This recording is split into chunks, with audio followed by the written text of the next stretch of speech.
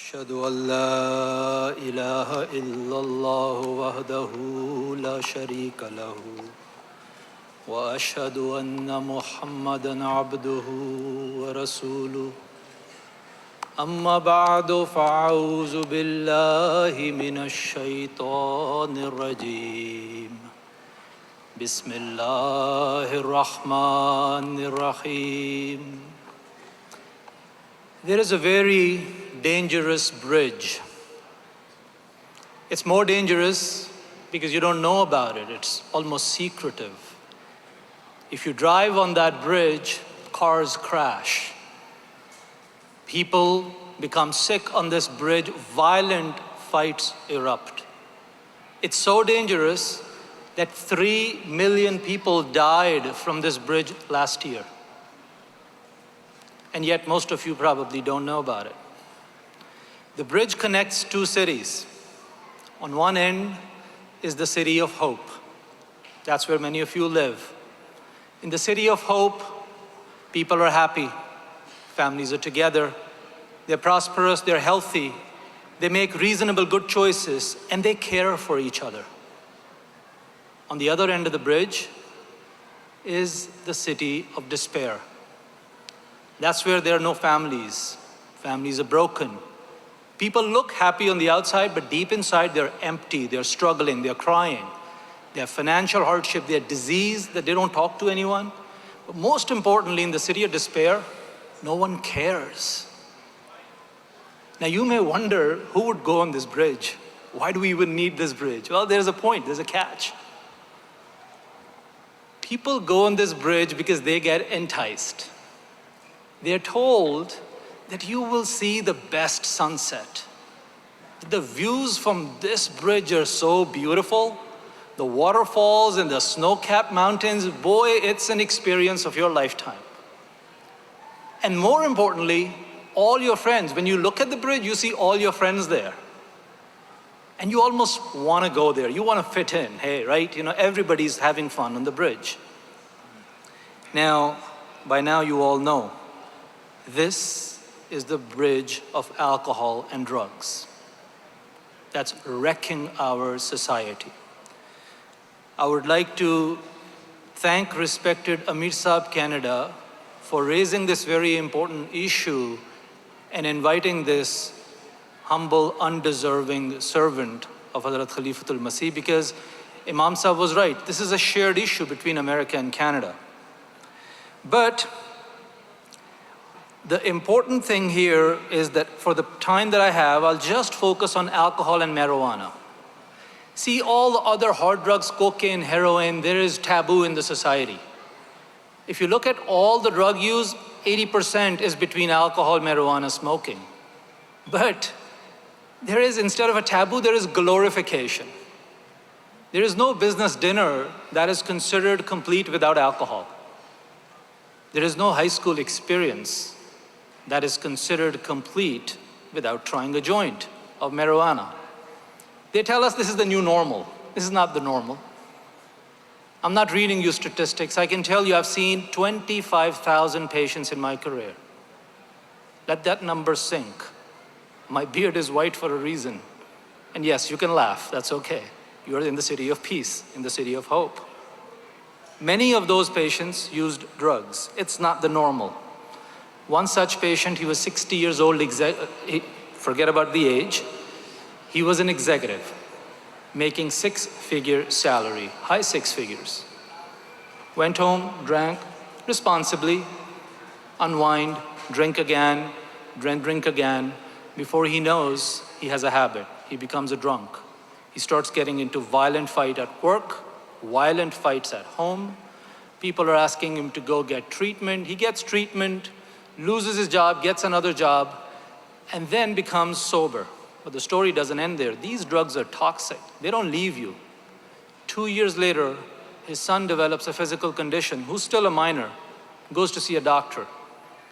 While the interview, the doctor asks him questions and realizes that the son was abused. He asked the son, "What's your biggest fear?" He says, "My biggest fear is my dad coming home drunk and beating me with a belt."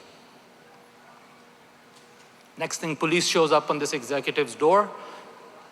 They take him away from his family. He loses his professional license. And why do I know?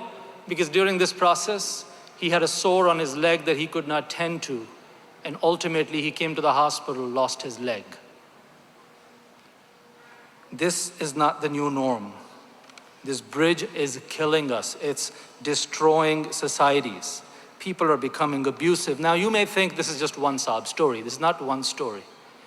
Last year, just in my homeland, America, 80,000 Americans died because of alcohol.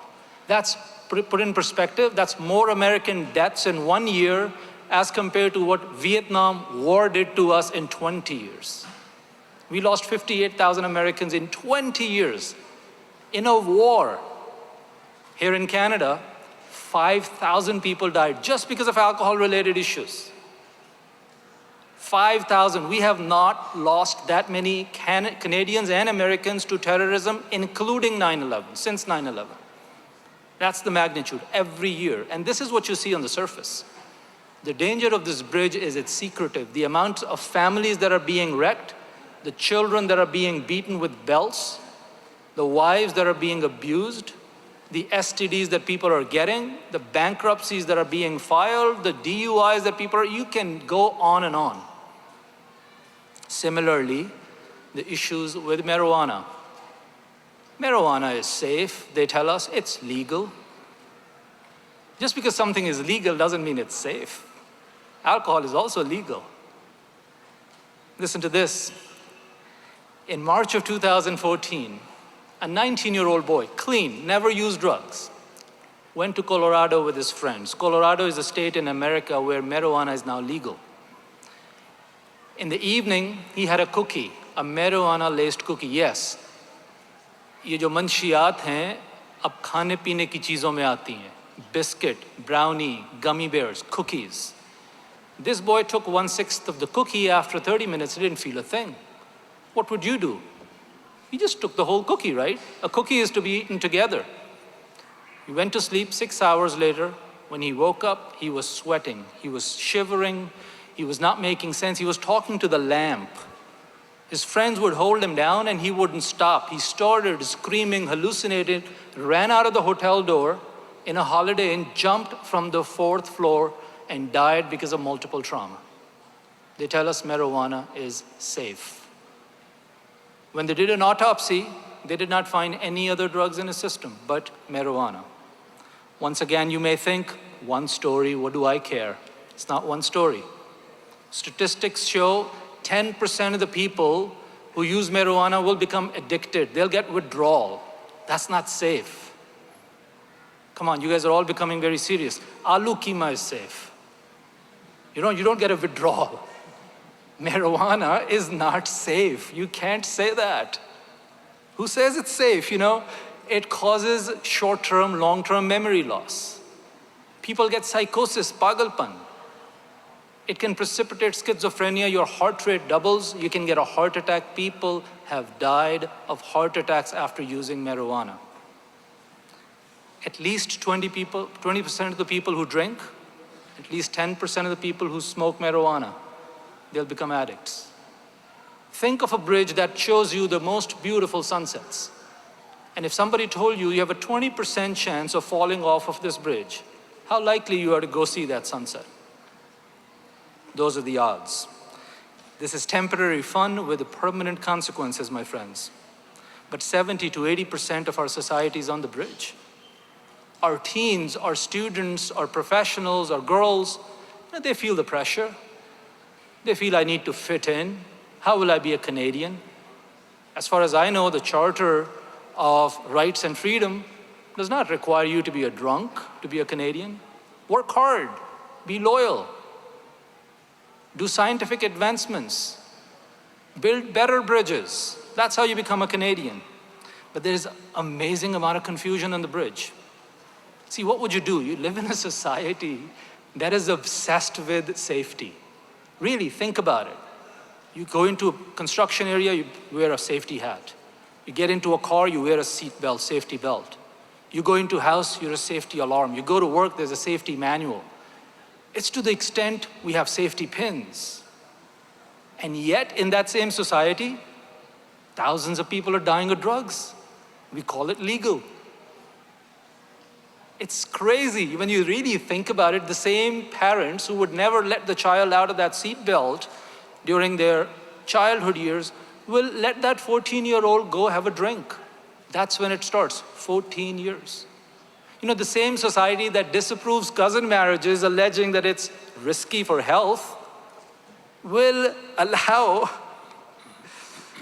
alcohol, a substance that kills 3 million people in the world every year. That's more deaths than lung cancer and AIDS combined.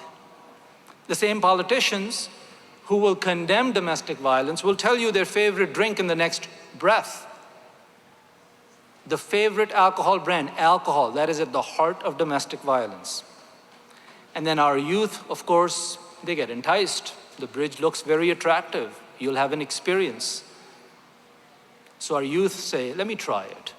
The biggest problem with the bridge, a lot of people don't know it leads to city of despair until they end up there. A lot of people think I'll just go there, watch the sunset, come back home. They do that a few times, but that's not what happens.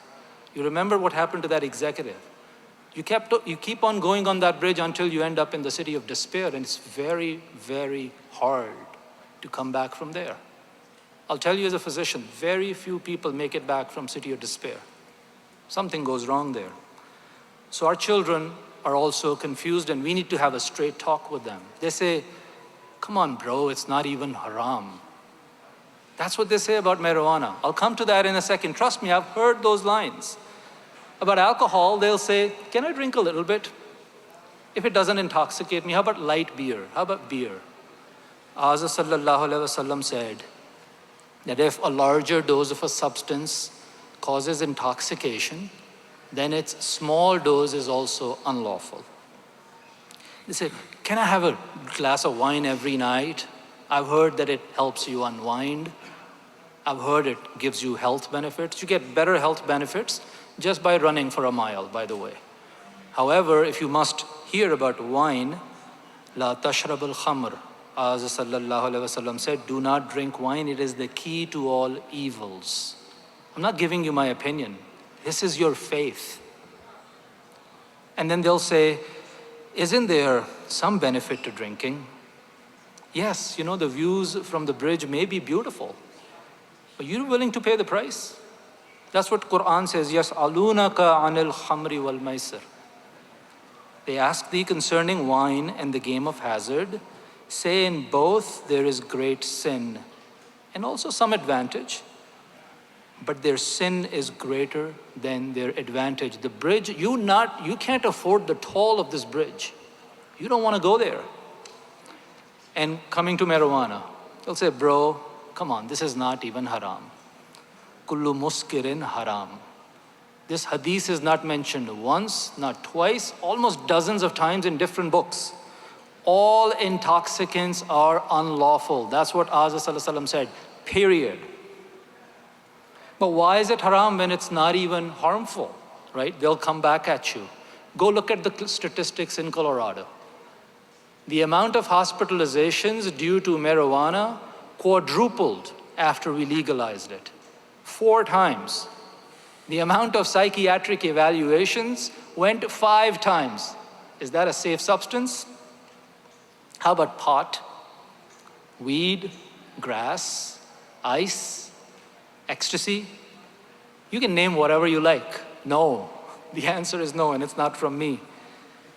Hazrat Masih Maud alayhi salatu wassalam says, तुम हर एक बेएतदाली को छोड़ दो, हर एक नशा की चीज़ को तर्क करो. इंसान को तबाह करने वाली सिर्फ शराब ही नहीं. Now he goes on to mention names. बल्कि अफ्यून, गांजा, चरस, भंग, ताड़ी और हर एक नशा जो हमेशा के लिए आदत कर लिया जाता है वो दिमाग को ख़राब करता है और आखिर हलाक करता है. Hazur says, abstain from every type of intoxicant. It is not alcohol alone that ruins a person. Opium, ganja, charas, bhang, tadi, and all other addictions are similarly destructive. They ruin the minds and they destroy lives. You mean not even hookah or shisha? Someone may be thinking, yes, not even hookah or shisha. That is the beauty of having Khalifatul Masih. In January of 2014, Hazur mentioned it in his sermon. Our Khilafat is so ahead of us. These are visionary leaders who know what their children are doing. And Hazur says, you'll start here today and you'll go on to use more intoxicant and more harmful intoxicants. Be very proud of who you are. We don't need to fit in at the cost of our lives and our health and our families. Our faith has given us a very consistent position. See, you all have looked at that sign, last exit before the bridge, right? All faiths put a stop on intoxicants. Every faith. There's no faith that says, go right ahead and become a drunk. Some will say you can have a drink of wine, but don't get drunk. Some will say, okay to use alcohol as long as you don't become alcoholic. That's like putting the sign, do not cross the bridge, or last exit before the bridge, in the middle of the bridge, right? It's a 1 mile long bridge. You get 1/10 of a mile and you see a sign, last exit before the bridge. It's too late, you can't make a U-turn. Islam puts that sign a mile before the bridge. Islam says, no, nothing, don't try. Don't even go on this bridge. Last exit, take it now. Shouldn't you be proud of that? That your faith 1400 years ago told you not to put a harmful substance in your body? Nare Takbir! Islam Ahmadiyyat! Islam Ahmadiyyat! Nare Takbir! Now I'm fully aware, trust me, I'm fully aware of the legal battles. I'm fully aware of what goes on in the media, what the politicians talk about, the discussions about legalizing marijuana. They say, how can you not legalize marijuana when alcohol is legal? Fair point. That's a fair point, but that's not your burden. That's not my burden. That's not Islam's burden. Islam says both are unlawful, both are harmful. Your faith has an extremely consistent position. You don't need to change your position. And if you don't have that consistent position, where will you draw the line? Today it's alcohol, tomorrow it'll be marijuana, third day it'll be, hey, he's doing crack cocaine at home, he's not hurting anybody. Why not, right? It's free world. So we'll see how that game gets played out, but we are not politicians. We are people of faith. We follow a Khalifa. We are a family. We live in the city of hope. We don't want our children going on that bridge. We don't want our children having to live in the city of despair. I've seen people who live there. Trust me, you don't want to go there. The biggest problem with city of despair, nobody cares. All those friends who give you the joint today, who say, okay, you don't have the money, I'll give it to you for free. This one's on me. When you go down, you're alone. There's no Facebook. There is no one for you. I've never, and I want to emphasize the word and never, I'm standing at the blessed stage of Hazrat Khalifatul Masih, Hazrat Masih Maud alayhi salatu wassalam. I've never seen a drug addict surrounded by his friends in a hospital room. The other doctors sitting, I can see here, you can talk to them later on. They'll all tell you. We've seen patients who are drug addicts, who come when they're dying, but they're not surrounded by their friends in the hospital. Even the society doesn't care. Even the doctors and nurses, they say he's a train wreck. These are the words people use. These guys are dying of pain because they're getting withdrawal, and the nurses are saying he's a drug seeker. We're not going to give him any more pain medications. You don't want to go there. So what should we do? We want to live in this beautiful city, the city of hope. We don't want to put a substance in our body that makes us lose our minds. Isn't that the difference between a human and an animal? Allah has given the faculty of thinking, reasoning, making a good choice to humans. Animals don't have that thinking. And remember, in the city of despair, people can't make good choices. So why would you want to put a substance just to fit in, just to look cool, just because others are on the bridge? Just think about it. Our religion, our faith is so beautiful that it doesn't scare people. It doesn't talk of punishments. It empowers you. I'll tell you a story. The solution to alcohol also comes from the faith. A man came to Jalsa Salana, our master prophet. He said, "O Prophet of Allah, I have 3 vices, but I don't have the capacity to give up all 3. I'm a liar, I'm a fornicator, and I drink. I'm a drunk. What do I do? If you were to tell me one, which one should I give up?" How many of you think Rasulullah sallallahu alaihi wasallam said give up alcohol? Raise your hands. See, that was a trap. No, I'm just joking. Just joking. You're all my family. It's okay. I'm enjoying this time with you. Rasulullah sallallahu alaihi wasallam said, give up lying. The man said, came after some time, he said, "O Prophet of Allah, I've been able to give up all 3. Because when I was about to fornicate or when I was about to drink, I thought, what if the Prophet of Allah asks me about it and I will not be able to lie?" So I did not go near that. So just by that one advice, he was able to get rid of all his vices. My dear brothers, my dear sisters, we need to be true to ourselves. We need to stop lying. And trust me, if after this talk people said, "Oh, this was a great talk for the youth," then you missed the whole point. This is not just for the youth. This is for all of us. We all live, so remember City of Hope? Families live there. People are together. We're all together. It's not us versus them. So our Khalifa, our Imam has given us messages. We just don't pick up on those messages. It's time for us to go over those messages again. What should we do? As a society, we need to stop lying to ourselves. You know, when you take the bridge from Prince Edward Island to mainland Canada, you give $46 toll. And the politicians and the Canadians and the public is up in arms. They think it's too much toll. The same society, your children are falling off from bridges. What's the cost of a Canadian child? Let's be true to ourselves. Forget about pandering, forget about politics, forget about re-election for a second. I say this with respect. I'm not saying this to impose our values on you. I'm saying it because we care. Isn't that the golden rule? We are saying, do what we know is good for you. But again, Islam doesn't enforce, Islam empowers. Parents, let's be honest to ourselves. Let's stop lying to ourselves. हमारा बच्चा शराब नहीं P सकता कभी भी. मेरी बेटी तो पॉट के करीब भी ना जाए. My son can never do this. Who gave us that guarantee? You know, we need to be very truthful. We live in a place where these mistakes happen. Our children use drugs, not because they're bad, because they're human. The bridge is enticing. They go to schools, colleges. We need to accept the truth. And when they come back to us seeking help, when they come back to us saying, "I'm sorry, I made a mistake," that's not the day to tell them, "Oh, tu saadi nak kata deti hai." That's not the time to tell them, "Oh, you messed up the family's name." What happened to us? Summa kana min allazina amanu wa tawasaw bis sabri wa tawasaw bil marhama. Isn't that what Islam says?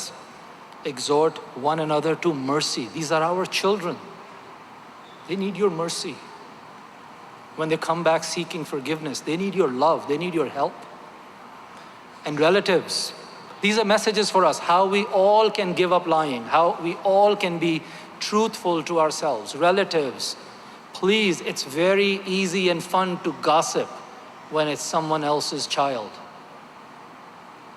It's very easy to make pointed comments when it's somebody else's daughter. But what's the guarantee tomorrow it's not going to be your son? What's the guarantee tomorrow it's not going to be your daughter? وَيْلُلِّ كُلِّ هُمَزَةٍ لُمَزَةٍ. Isn't that what Quran says? Woe to every slanderer and backbiter. Be kind to others. Cover people's faults. We are not in the business of exposing people. And people like myself who are blessed to serve this Jamaat as office holders, I say this with utmost respect, but we also need to be true to ourselves. we sometimes become very harsh. We become judgy. We want to fix the problem. We want to ban people. We're not in the business of banning people. We're not in the business of cutting our children away from us. The founder of this holy community, Hazrat Masih Maud alayhi salatu wassalam, Hazur says, अगर किसी ने एक बार मेरे साथ अहदे दोस्ती बांधा हो, एक बार, तो मुझे उसकी इस कदर रियायत होती है कि अगर उसने शराब पी हुई हो तो भी मैं बिला खौफ लोमता लायम उसे उठा लाऊंगा. एक बार अहदे दोस्ती, forget about अहदे दोस्ती. These are your children. These are the part and extension of our body. These are the members of this blessed Jamaat. Hazur says, if someone has tied a knot of friendship with me even once, I have such regard for it that even if he has drank alcohol, I would help him without the fear of any critic. Our success, my dear brothers and sisters, lies in following Islam. Trust me, don't do that nara. I'm telling you, don't do that nara. Don't release that energy. You need to internalize this energy. You need to think about what you can do in this war against drugs. Sometimes when we do these naras, we just diffuse the responsibility. Don't do it. Our khulafa have told us this is a time to take the burden that we have been given. Islam has won wars. There are non-Muslim historians who write that some of the earlier Muslim wars, when we were up against an army 3, 5, 7 times larger, some historians allege that Muslims used to win because those armies were drunk on the morning and Muslim armies were sober. Without going into whether that's true or not, we can win this war again today. And we must win this war because this is a distinction of Jamaat Ahmadiyya. We're not talking about these things because there is some epidemic out there. We're talking because this is our distinction. And how do we win this war? If there is a single person here who's ever gone on that bridge, and you know what I mean, now I gotta have a heart-to-heart talk with you in the end. Please be honest to yourself. These are not safe substances. These are not halal substances. Just because something is legal does not mean it is safe. And just because something is legal does not mean it is Islamic. Even if the country's law says it's legal, pork is legal, would you go and eat pork? Don't kid yourself, you know better. You're just hearing from me, you already knew these things. And remember, there's another bridge. Inna ilayna iyabahum. Unto us surely is their return. There is a day of reckoning. We have to cross that bridge as well to meet our Creator. Please, don't lie to yourself, don't lie to your parents.